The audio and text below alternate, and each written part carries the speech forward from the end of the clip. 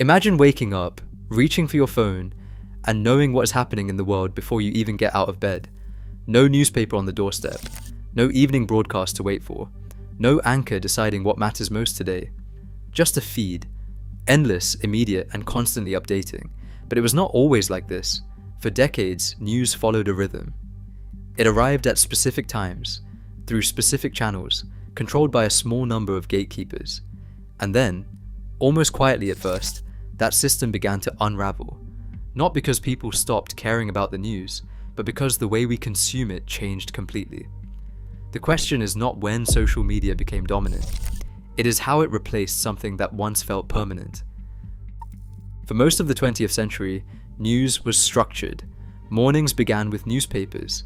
Pages were folded, headlines were scanned, and important stories were marked by their position on the front page. Evenings brought televised broadcasts. Anchors spoke with authority, summarizing the day in 30-minute segments. Millions of people watched the same stories at the same time, in the same order.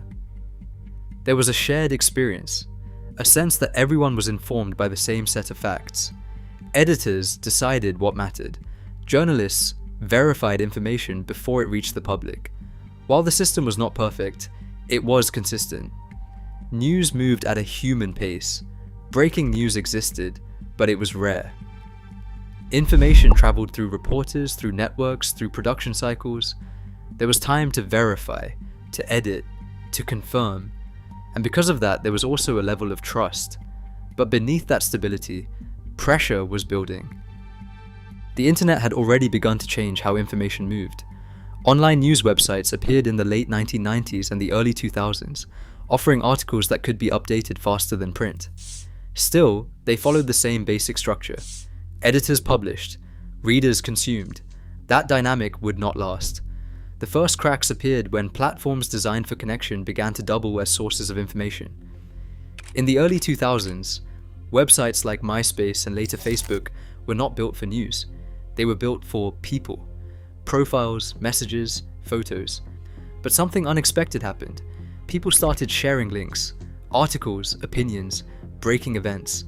News began to travel not just from publisher to reader, but from person to person. And that changed everything. Because once news becomes shareable, it becomes social. In 2006, Twitter introduced something even more disruptive: real-time information. Short messages posted instantly, visible to anyone. For the first time, events could be reported as they happened, not by journalists on the scene, but by anyone with a phone. During major global events, from natural disasters to political movements, people on the ground began posting updates faster than any newsroom could react. The speed was unmatched, and audiences noticed. Why wait for the evening news when you could see events unfold live?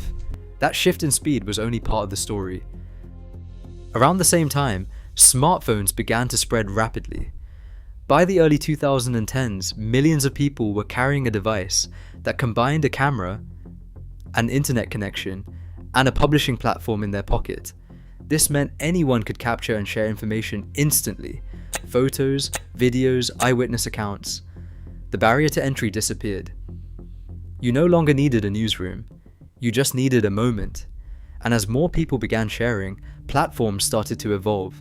They were no longer just hosting content. They were organizing it. Algorithms were introduced to decide what users would see. Not based on importance in the traditional sense, but on engagement. Likes, shares, comments. The more people interacted with something, the more it spread. And just like that, the definition of news began to shift. It was no longer just what editors decided was important. It was what people paid attention to. If you enjoy discovering how technology quietly reshapes the way we experience the world, make sure to subscribe. What happens next is where the real transformation begins. Because once algorithms took control, the flow of information changed completely. Traditional news followed a top-down model. Editors decided and audiences received. Social media flipped that model upside down. Now stories could rise from anywhere. A single post could reach millions within hours. A video recorded on a phone could become global news overnight.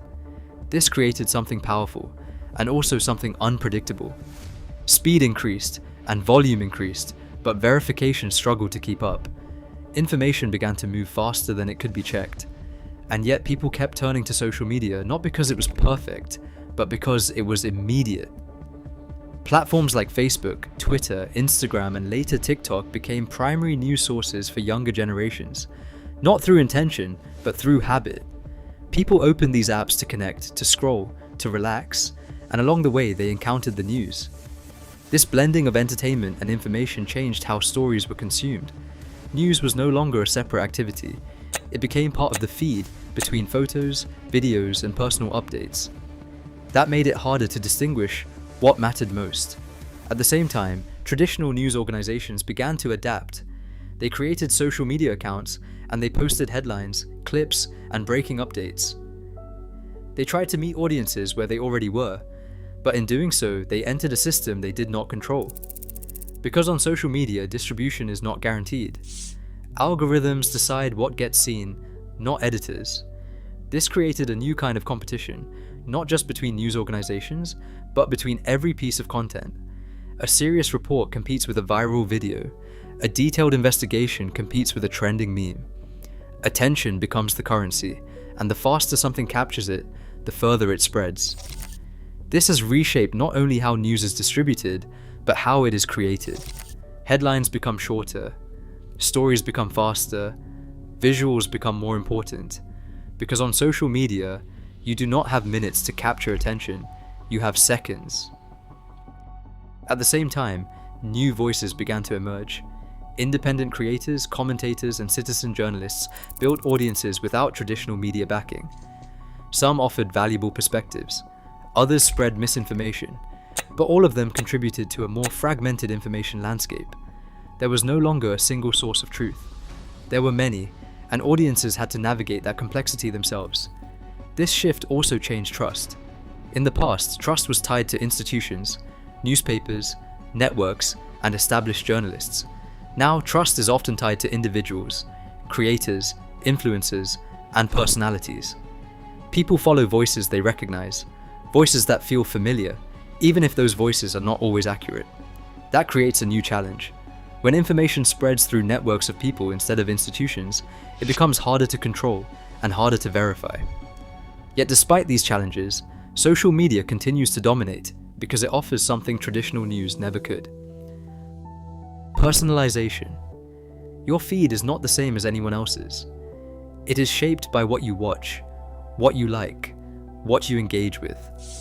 This makes the experience more relevant, but also more isolated. Two people can live in the same world and see completely different versions of it. Different stories, different perspectives, different realities. And that is one of the most powerful changes of all. News is no longer a shared experience. It is an individual one. But the evolution is not over, because now, even social media is beginning to change. Artificial intelligence is starting to play a larger role in how information is created and distributed. It can summarize articles, generate headlines, and even produce entire pieces of content. At the same time, recommendation systems are becoming more advanced, predicting what users want to see before they even realize it themselves. Recommendation engines learn from behavior, and they shape what appears in your feed. This raises new questions, not just about speed or access, but about control. Who decides what you see? Is it a journalist, an algorithm, or something in between? As these systems continue to evolve, the line between information, entertainment, and influence becomes harder to define. Influence now flows through networks, and intent is not always clear, but the pattern remains the same. At first, social media seemed unnecessary for news. Then it became convenient. Then it became unavoidable. And in doing so, it replaced something that once felt permanent: the morning paper, the evening broadcast, the shared experience of information. Now, news is faster, more accessible, and more personalized than ever before. But it is also more fragmented, more competitive, and more complex. And the next transformation is already beginning. Because the way we consume information will keep evolving, just like it always has.